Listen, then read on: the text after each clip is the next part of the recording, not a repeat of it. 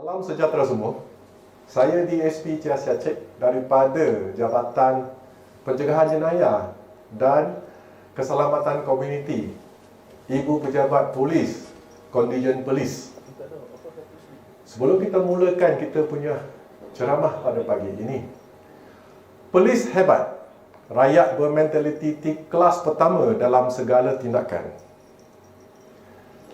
Skop penceramah yang kita nak mulakan hari ini adalah fungsi PDRM di bawah Seksyen 3/3 Akta Polis 1967 dan apakah itu jenayah, potensi kanak-kanak remaja berjaya dalam perjalanan hidup, berjaya menjadi penjenayah dalam bidang jenayah, narkotik, jenayah komersial, mak rempit. Dan yang ketiga, peranan dan langkah pencegahan jenayah. Dan keempat adalah penutup. PDRM ditubuhkan sejak 1807 di Pulau Pinang dan fungsi utama dalam Seksyen 3/3 Akta Polis adalah menguatkuasakan undang-undang dan ketenteraman awam, mengekalkan keamanan dan keselamatan, mencegah dan mengesan jenayah, menangkap dan mendakwa pesalah, mengumpulkan risikan keselamatan. Inilah fungsi-fungsi yang 5 utama daripada PDRM. Dan kita balik pula dengan apakah definisi jenayah itu. Definisi jenayah adalah merupakan satu perbuatan atau pelakuan yang menyalahi undang-undang dan peraturan hidup masyarakat. Dan berlakunya jenayah itu bergantung kepada 3 elemen, iaitu yang pertama, niat. Nombor 2 adalah keupayaan, upaya. Dan ketiga adalah peluang. Dan kita hari ini mengumpas iaitu potensi kanak-kanak remaja dalam isu-isu jenayah. Dalam hal ini, kalau bagi kanak-kanak atau remaja yang berjaya dalam perjalanan kehidupan, dia mestilah tekun, rajin, berdisiplin, hormati undang-undang dan taat kepada negara serta rukun negara. Apa kata kalau remaja yang tidak membuat macam itu, adakah dia gagal? Dan kemungkinan besar dia akan berjaya dalam bidang yang lain juga, iaitu bidang jenayah, bidang narkotik, bidang jenayah komersial, bidang marapit, ataupun keluar masuk penjara ataupun pusat serenti. Kita cuba tengok berjaya dalam perjalanan kehidupan. Sekiranya anak-anak remaja kita tekun, rajin, taat kepada undang-undang. Inilah seperti kita punya Elon Musk untuk berjaya dalam Tesla, Mark Zuckerberg dalam Facebook. Ini adalah contoh-contoh orang yang berjaya dalam kehidupan mereka. Manakala kalau remaja ataupun anak-anak kita tidak dididik secara baik, secara teliti, kemungkinan besar dia akan terlibat dalam bidang jenayah seperti kegiatan gangsterisme, kegiatan maksiat pelacuran, kegiatan perjudian dan kegiatan perbuatan jenayah. Seterusnya, kita tengok pula kegiatan kongsi gelap, gangsterisme. Kalau budak kita, anak-anak kita tidak dijaga, kemungkinan besar akan dipergunakan oleh kumpulan ketua gangster untuk terlibat dalam merekrut menjadi ahli-ahli gangster, untuk memerah sebut ataupun bermahalalera di kawasan kampung mereka dan untuk mencari pengaruh. Dan seterusnya, kalau remaja termasuk remaja wanita ataupun perempuan yang kurang perhatian daripada ibu bapa, kemungkinan juga dia akan terlibat dengan maksiat ataupun pelacuran. Adakah itu yang kita mahu? Yang ketiga, kemungkinan juga yang anak-anak remaja ini untuk senang cari makan, dia akan terlibat dengan kegiatan judi seperti judi online, mesin judi, judi belangkas, judi nombor loteri awam. Ini yang kita tidak suka melihat. Serta kegiatan jenayah, terlibat dalam curi ragut, terlibat dalam pecah rumah, terlibat dalam peras ugut, terlibat dalam curi motosikal dan terlibat dalam armed robbery, iaitu sama bersenjata. Okey. Ataupun dia terlibat dengan bidang narkotik. Bidang jenayah narkotik adalah dia menjadi seorang penagih, ataupun menjadi seorang pengedar, atau menjadi kelda pengedar. Kemungkinan ini berlaku, ya. Jadi, apakah jenis dadah yang mereka boleh dan senang bolehi? Ganja, tembakau ganja. Ini semua senang didapati sekiranya tidak ada kawalan yang ketat daripada kita. Daun ketum, di Perlis famous dengan daun ketum, tapi ketumnya tidak seperti dengan dadah. Dia, kesalahan dia adalah dibawa akta racun. Tapi ketum ni berdiri di antara cabang, di mana cabang 3. Adakah ketum ni merupakan ubat tradisional atau racun yang memberangsangkan? Renung-renunglah saudara-saudari. Jadi kita masuk dalam penyalahan gunaan dadah. Sekiranya remaja ataupun anak-anak muda kita terlibat dalam penggunaan dadah, inilah akibatnya. Terlibat dengan kokain, tak bermanya, muka yang handsome jadi tak handsome. Jadi apakah keluarga ataupun masyarakat akan menerima mereka? Dan ini akan menjadi satu kerugian kepada kerajaan dan negara kita. Dan mengapa budak-budak ni kemungkinan boleh terlibat dengan dadah? Satu, yang pertama adalah pengaruh daripada rakan-rakan menagih, keseronokan. Try lah, before try you tak tahu, mungkin dadah ni memberikan satu nikmat yang lain, ataupun perasaan ingin tahu, oh ini dadah tak apa, aku try sekali je. Try sekali dah terkena. Ataupun tidak sengaja, atau kawan-kawan masukkan dadah tu dalam rokok dia ataupun dalam minuman dia, terkena. Ataupun menghadapi ujian yang amat sangat, ujian sekolah dan keluarga yang tekanan, menjadi dia terpaksa mencari jalan penyelesaian untuk menenangkan fikiran. Itu sebab mereka terlibat dengan dadah. Seterusnya, kita akan perkenalan dengan jenayah online. Jenayah online merupakan trend yang terkini, di mana penjenayah duduk di satu tempat yang mana kita tak tahu. Satu pelakuan jenayah yang dilakukan menggunakan peranti komputer, sama ada mempunyai akses internet atau tidak, dengan niat curang yang boleh menyebabkan kerugian dan menjatuhkan sesuatu pihak yang lain. Mengapa remaja ni suka mencari kerja dekat online platform? Yang pertama adalah mereka senang dapat wang dan tidak payah susah payah. Yang mereka akan menjadi ejen makau scam, menjadi ejen tipuan penjualan barangan, menjadi ejen perjudian atas salian, serta menjadi kaldai bank, iaitu mul account kepada platform jenayah online ini. Ini adalah jenis-jenis 7 deadly scam, yang fake shopping website, card phishing, lottery scam, loan office scam, fake news VPN, work from home scam, fake travel company. So, tambahan pula ada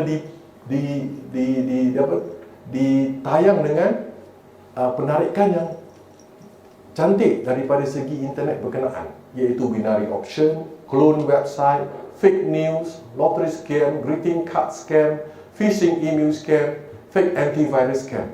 Semua benda ni akan menyebabkan budak-budak terperangkap dan kerana mendapatkan wang yang senang ataupun tamak. Okey. Daripada sini ada pula yang 10 jenis internet scam, iaitu shopping, discount coupon, PayTM, buy and sell, dating, ATM pin expired, fake jobs, phishing, identity stealing, friend request scam. Semua benda macam ni senang, di mana pengguna itu sendiri tidak payah keluar daripada rumah dan duduk di bilik itu dengan komputer, dan dia berjaya untuk melayari segala internet yang ada untuk memuaskan hatinya. Dan mengapa remaja senang terperangkap dengan internet scam ni? Kerana dia senang dapat kerja kat internet platform ni, asalkan tahu asas penggunaan komputer. Kalau dibanding dengan anak-anak muda sekarang dengan zaman 80-an, komputer ataupun handphone yang canggih telah menjadikan satu aksesori yang mudah diperolehi, di mana mereka sanggup dan pandai melayari internet selama 24 jam. Tawar komisen yang tinggi, terutama dalam platform-platform online internet gaming ni. Tawarkan ganjaran apabila dapat mencari mangsa, di mana dapat sagu hati apabila cari pekerja baru. Jadi tak payah hantar ejen. Kerja diselindung di bawah kondominium. Jadi pakai elok-elok, masuk dalam kondominium dan keluar. Tidak payah kerja berat ataupun jemur matahari. Masuk dalam aircon, keluar. Nak kereta yang mewah kerana dah ada duit. Duduk dalam bilik aircon dan gaji dia besar.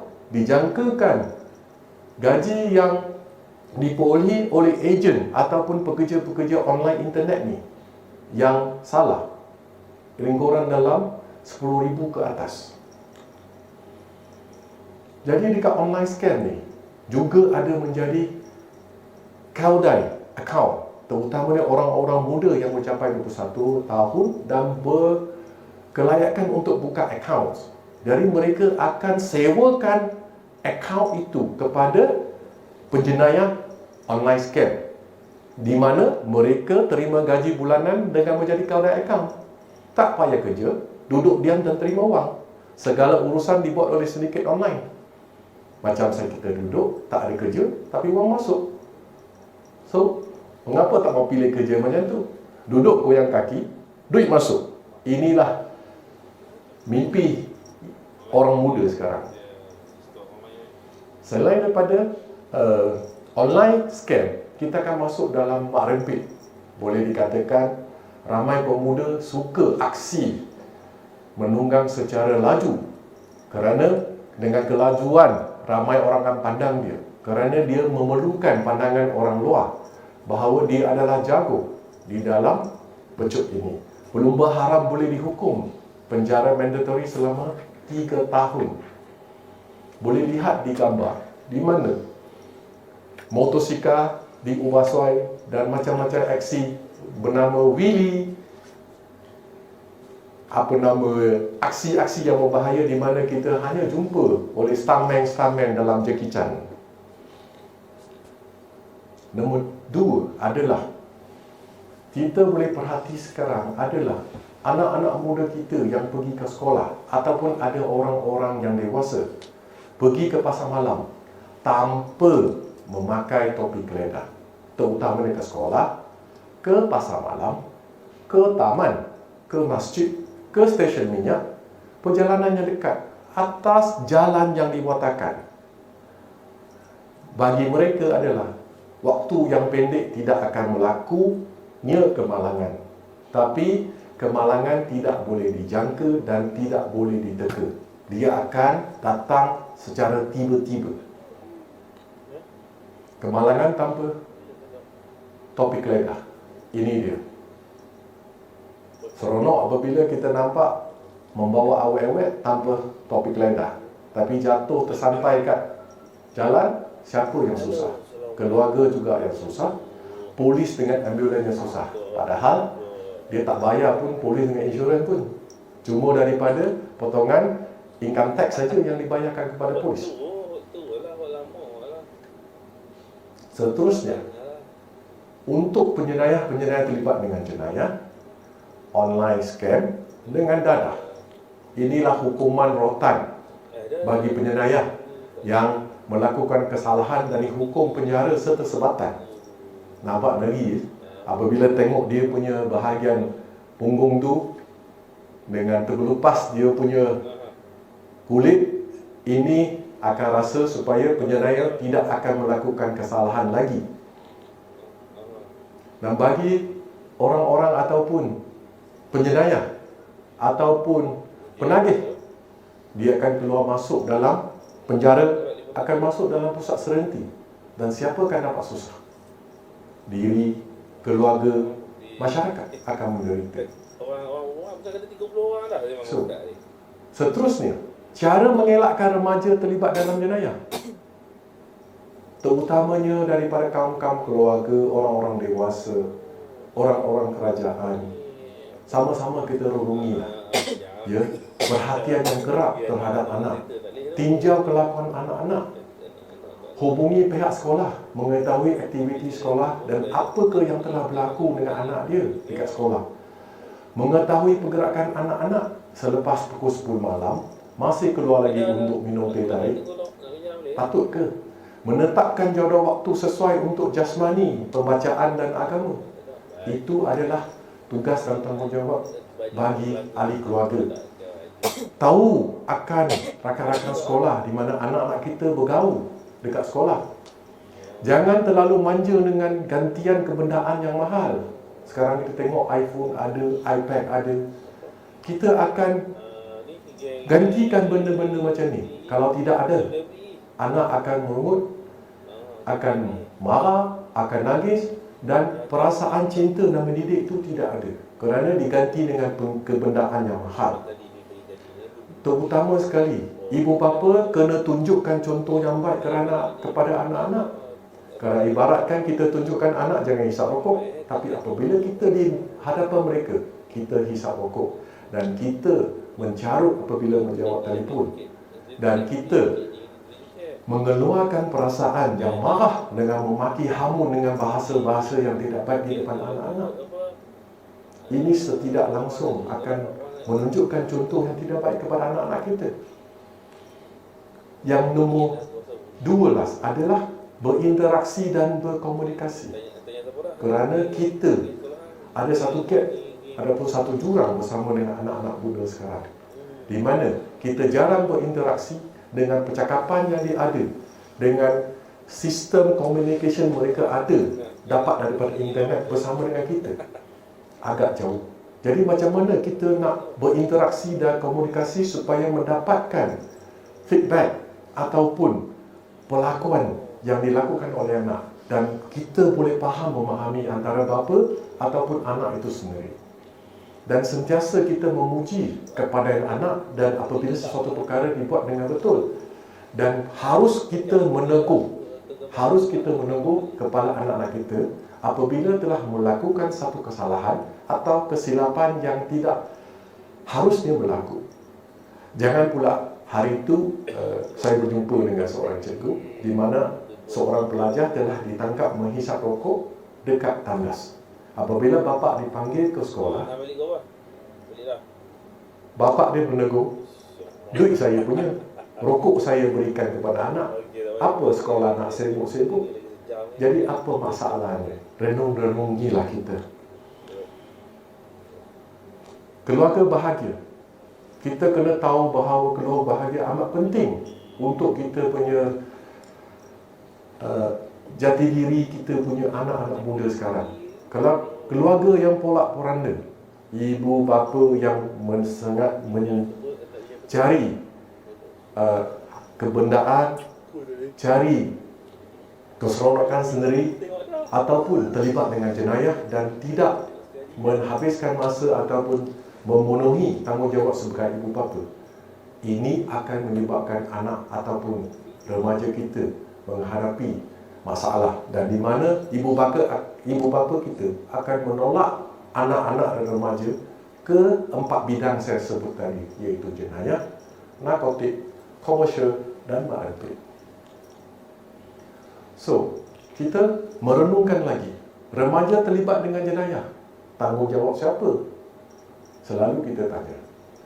Kementerian Pendidikan, Kementerian Keselamatan Negeri, Kerajaan Negeri, Persatuan Ibu Bapa, keluarga remaja itu sendiri, atau persekitaran yang tidak selamat, ataupun remaja itu sendiri patut disalahkan, ataupun dunia yang bermasalah menyebabkan remaja terlibat dengan jenayah. Sama-sama kita renungi. So, dalam hal ini, apakah peranan anda dalam pencegahan jenayah? Apakah peranan kita?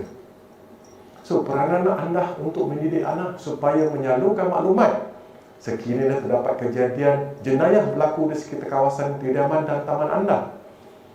Membantu pihak polis dalam melaksanakan program pencegahan jenayah dan lain-lain aktiviti. Menyertai VSP, Volunteer Smartphone Patrol, dengan mendaftarkan diri di mana-mana ibu pejabat polis berkaitan. Melaksanakan rondaan malam berkumpulan di kampung dan di dalam taman mengikut lokasi-lokasi tertentu. Ini adalah hasil daripada JKKK mengambil berat permasalahan sosial yang berlaku. Kita harus tahu, masalah sosial bukan masalah jenayah saja. Macam kesihatan, denggi, sampah sarap yang bertaburan, jalan rosak. Harus perkara ini diambil tahu dan dilaporkan kepada pihak-pihak berkaitan supaya sesuatu tindakan boleh diambil. Langkah pencegahan seterusnya, ibu bapa masa kini suka memberikan wang yang banyak kepada anak-anak kita apabila pergi ke sekolah. Dan ini harus diperbaiki kerana sentiasa membawa wang secara minimal. Dipahamkan dulu pada tahun 70-an atau 80-an, saya masa pelajar dulu hanya diberikan 20 sen untuk ke sekolah. Dan bagitalah anak-anak kita supaya selunungi wang daripada pandangan umum supaya tidak menarik perhatian penjenayah. Budak-budak kecil bawa RM100. Senang saja jadi tak mangsa. Sentiasa berhati-hati memipik bagi kaum-kaum ibu dan mengambil beg tangan yang tidak disangkut atas bahu supaya ia lebih sukar dirangkut. Dan jika diragut pun boleh mengelakkan diri daripada terjatuh dan berlakunya kecederaan. Elakkan diri daripada berjalan seorang diri di tempat-tempat sunyi dan semasa bernaik lift, di mana apabila seorang diri terutamanya kanak-kanak ataupun wanita, dia akan menjadi target kepada penjenayah yang kuat ataupun yang kasar untuk merompak dan mencabut. Jangan mendedahkan barang-barang kemas yang dipakai dan elakkan daripada memakai barang yang kemas secara berlebihan yang boleh menarik perhatian penjenayah. Kita jangan mengundang penjenayah untuk sambung kita. Dan kita jangan tunjuk dengan orang bahawa ni kita kaya. Kerana penjenayah suka orang-orang kaya yang senang menunjukkan barang-barang kemas terutamanya wanita. Tolak, kamu jatuh, dia ambil, dia kaya. Tidak menyimpan wang di dalam satu poket sahaja, simpan dalam poket yang berasingan. Ketika berjalan di jalan raya, sentiasa berjalan secara bertentangan dengan arus lalu lintas supaya dapat melihat apa jua kenderaan yang datang dari arah hadapan. Beg tangan pula dikepit ataupun dibimbit dengan tangan sebelah kanan. Dan elakkan dari meletakkan beg tangan yang mudah dicapai oleh orang lain, upama di atas kaunter, di dalam baku pasar, ataupun semasa di meja makan. Meninggalkan kenderaan di tempat yang selamat dan berkunci. Memastikan rumah kita selalu dalam keadaan selamat dan memaklumkan kepada balai polis berdekatan tentang ketiadaan anda. Ini apabila musim-musim perayaan. Lepas itu memasang kamera keselamatan di rumah dan premis. Membawa kenderaan mengikut undang-undang yang telah ditetapkan. Dan kita harus beritahu anak-anak kita, ikut undang-undang. Kalau tak ada, saman 300 siapa nak bayar. Gaji tak begitu. Tidak berjalan berseorangan di tempat sunyi bagi mengelak kejadian rogol atau samun. Menjalin hubungan yang mesra dengan semua jiran dan masyarakat, terutamanya di kawasan yang pelis, kawasan yang indah, negeri yang amat indah. Kita harus tahu jiran kita siapa. Rumusan, jenayah berlaku dengan adanya elemen-elemen berikut: peluang, upaya dan niat jahat. Jangan berikan peluang kepada penjenayah yang berupaya lakukan jenayahnya dengan niat jahatnya. So, dengan perkataan last, prevention is better than cure. Sama-sama. Terima kasih. Thank you very much.